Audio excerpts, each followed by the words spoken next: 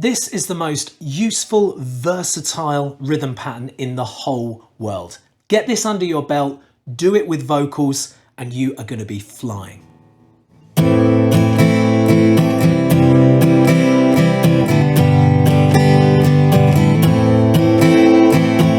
So that rhythm pattern is down, down, up, down, up, down, down, up, down, up. Okay? The one thing that's a bit of a challenge for this, if you're just starting out on guitar, is missing the downs. Down, down, up, miss, up, down, up, down, down, up, miss, up, down, up. But once you've got it, it sounds great slow.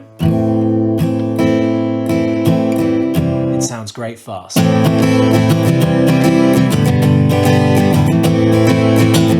So memorize it, enjoy it, keep on playing.